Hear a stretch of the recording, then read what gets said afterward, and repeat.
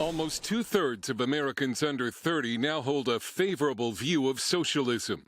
Are you a young person fed up with greedy bosses? We are working more hours for less money than literally any other generation. We believe capitalism is a deeply unjust, exploitative, and undemocratic system. Socialism is the answer to capitalism, and it is the only answer. The frontrunner to become the next mayor of New York City proudly calls himself a democratic socialist.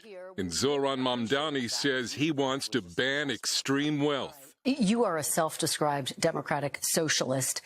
Do you think that billionaires have a right to exist?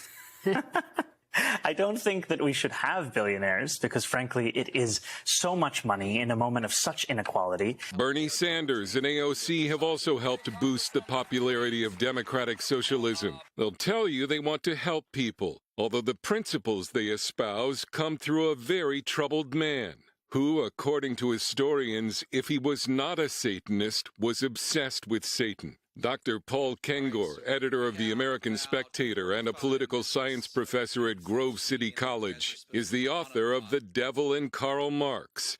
Kengor says Marx was also a playwright and poet, and his writings included many references to Satan and hell. The Pale Maiden, 1887. Thus heaven I've forfeited. I know it full well. My soul, once true to God, is chosen for hell. Now that's Marx, one of his poems. Another one, Karl Marx, The Player, 1841. This is the same decade when he wrote the Communist Manifesto. See the sword, the prince of darkness sold it to me.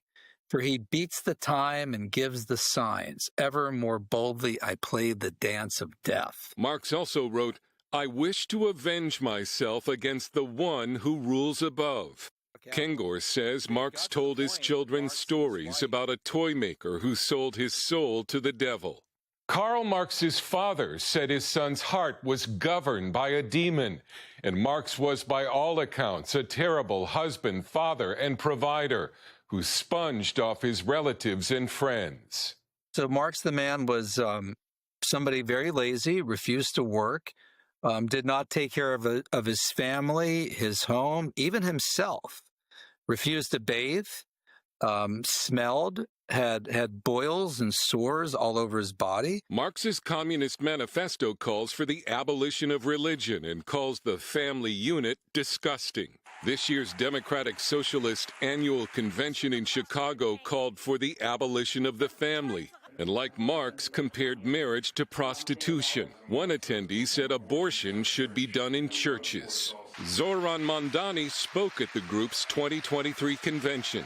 Hello, DSA members. It also seems as if some of those pushing democratic socialism are confused about what socialism actually is. When I talk about democratic socialism, I'm not looking at Venezuela. I'm not looking at Cuba. I'm looking at countries like Denmark and Sweden. Yet neither Denmark nor Sweden are socialist. Both rank higher than the United States on the Heritage Foundation's Index of Economic Freedom. Both have market economies with generous welfare benefits. Nations that have called themselves socialist have had the most oppressive and deadly governments in the last 100 years. Historians say the number of victims killed under socialism is more than 100 million.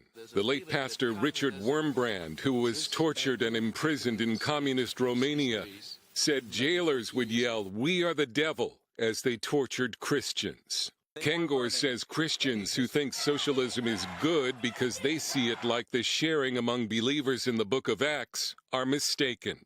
These people have private property. They are choosing voluntarily on their own in the love of Christ to share their things to help their brother. Communism is a government by fiat and coercion who comes in and takes over an entire country and forces everybody at gunpoint or gulag, religious or not, to hand over their stuff. Yet the appeal of socialism seems stronger than ever among America's youth. Kengor says that's only because many don't understand what socialism truly is. Dale Hurd, CBN News. Unless you think that somehow we're being overly dramatic in saying that there's a satanic birth of socialism, that Marx was inspired Well, here's a quote for you. He was fascinated with a writing from Goethe. He was a German poet, novelist, philosopher. He wrote this thing called Faust. And we say Faustian bargains, that you sell your soul to the devil. And he actually claimed he had done that. But here's the quote. He quoted from this work, and he's quoting the devil. Everything that exists deserves to perish. He quoted that again and again and again.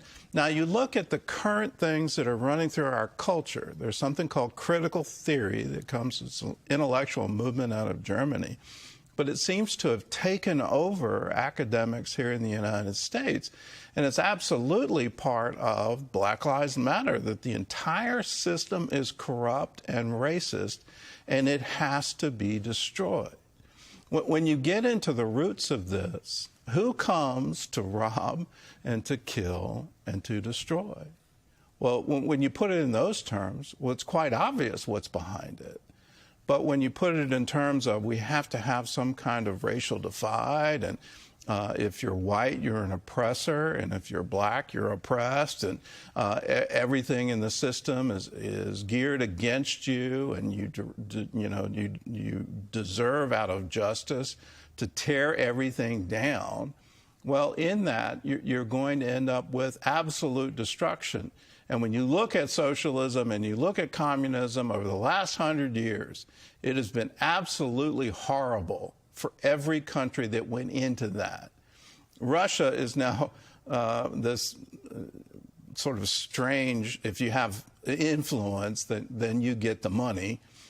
China had a brief period of capitalism that was dispersed, but it's turned into that as well. You don't get the goodies unless you've got the power. And you look at that, and you look at the number of people that have died. How could anyone in the United States say socialism is the right way to go?